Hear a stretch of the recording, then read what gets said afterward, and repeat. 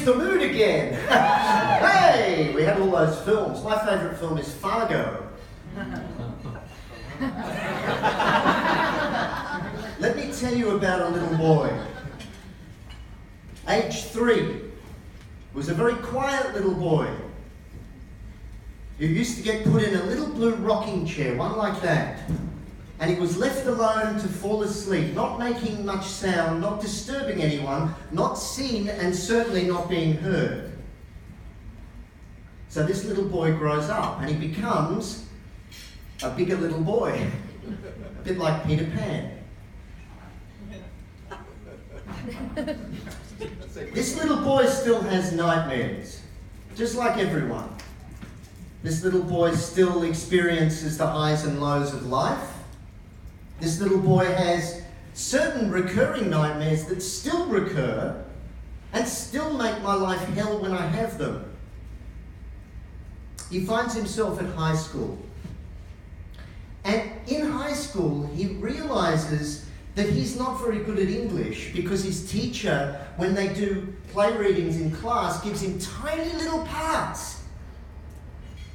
And he thinks of himself as somebody who's not really good enough to express himself in front of all the class. And I say, as a teacher, how dare you crush confidence like that? But that's what happens to many of us. Our confidence gets crushed early on, and we remember that. We emotionally remember that. So what happens is this little boy gets to high school, past high school, and he decides to do computer science because that's the way of the world at that time. But what he doesn't realize until he does it is that he doesn't really like staring at screens and he doesn't really get logic. So he finishes computer science. He has a corporate career. He leaves that corporate career, the security of a corporate career. He travels 12,000 miles to the other end of the world. He auditions amongst thousands of people. What was he thinking? He leaves a safe corporate career, leaves it and goes and travels 12,000 miles. He gets in to one of the best drama schools in the world amongst only 25 other people. And guess what? He finds his voice.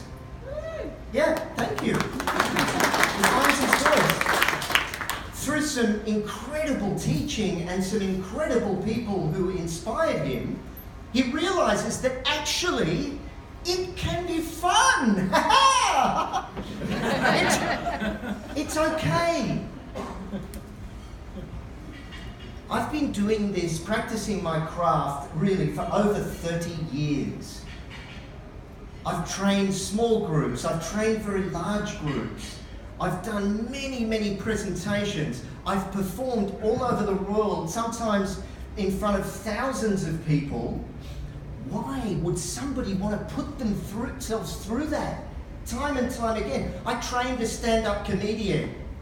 Every time she got on the stage, before she got on the stage, she was in the bathroom throwing up.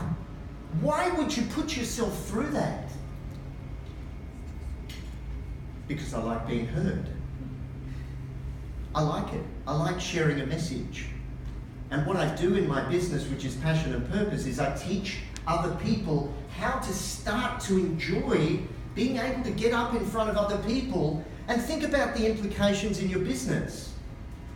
You're asked to present yourself, represent yourself all the time. And it's an unpleasant experience for people because they don't have a connection to the messages that they want to share. And that's partly what we're going to be talking about today. So today is a mini workshop.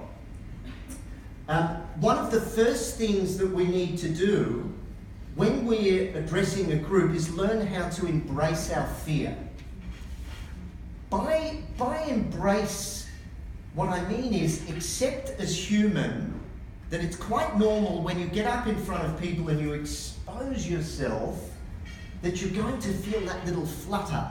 The problem is that when most people, when they feel that flutter, another thing kicks in. Mindset. So when you are exposed and a physiological response gets set, immediately for almost all of us, it's called the fight-flight response. What tends to follow is a thing called the imposter syndrome. The imposter syndrome is when we have a lot of eyes watching us, we're freaking out because we don't want to be caught out as a fraud. And we start behaving in an unusual way, in a very wooden way, because we don't want people to see through our chinks, through our armour. That's the imposter syndrome. And in the work that I do, so passion and purpose, just to backtrack a bit, I run workshops, I coach people, I work with big organisations, small organisations. My area of specialty is high stakes communication. Public speaking is a high stakes communication because we figure out in our minds that because there's so many people watching us, it's really, really important, which makes us really, really stiff. And we don't want to make a mistake. So, some of the people that I work with, groups and in coaching, this issue that they have with presenting themselves to other people is massive. I've seen it stop careers. I've certainly seen, in leadership development, people that would otherwise have let their careers kind of slide, have tackled it and they've managed to go on. So let me explain some of the things you can do about this phenomenon that affects almost everybody. The first thing you can do is train with me. No, honestly, you can train with me. At least spend some time with me and understand how I approach it, understand how I get inside people's skin and help them move beyond what for many people is a very savage block. The next thing you can do is address the physiological side of this phenomenon. Who ever said that when you're presenting or pitching or speaking, that you have to stay in the one position? Whoever said, like behind a lectern? Whoever said it? Where in the book of advice on public speaking were you meant to stand still? You know what happens when you stand still? You trap energy. You strangle yourself. It's not that you have to parade up and down the place like some speakers, and Anthony Robbins is all over the place and his energy is huge. You don't have to do that. But what you do need to do is, if your body is telling you move. Body language is a natural, organic expression of energy. What else can you do on the physiological side? Have you all heard, I don't know if you've ever met singers or actors who tell you about diaphragmatic breathing. Have you heard of diaphragmatic breathing? They use it in things like psychology, in mindful meditation, in yoga, in Eastern traditions, and it's a thing that not many of us know about. Diaphragmatic breathing are these, and when we do work together, I would teach you these techniques. I was very lucky to spend 3 years training on this stuff. Diaphragmatic breathing is from these muscles down here. It's a very healthy way to breathe. Let me explain to you that number one, it helps in managing the nerves. Number two, it helps in a thing called mind-body connection. Also vocally. They've done studies and they've found that people vote for politicians who have a nice, deep, resonant voice. Let me show you. I'm going to make a sound. I could get the mic right. I'll make a sound from breathing from my chest, okay? Ha!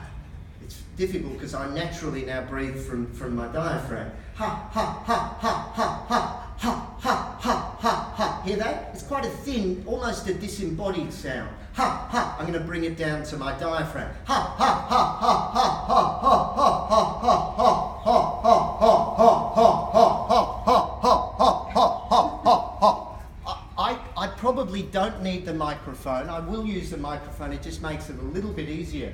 But what you learn as an actor over 3 years when you study it full time is how to use what's called your vocal apparatus.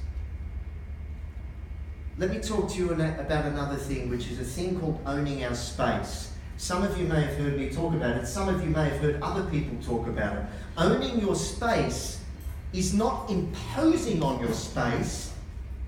It's not talking at people. It's breathing the space in. So I'll ask you all just to look around the room. Look at the ceiling. Look at the walls.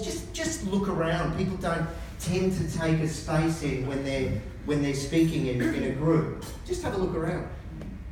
Do you know what we're doing? Apart from looking around the room, looking like strange people, we are absorbing the environment.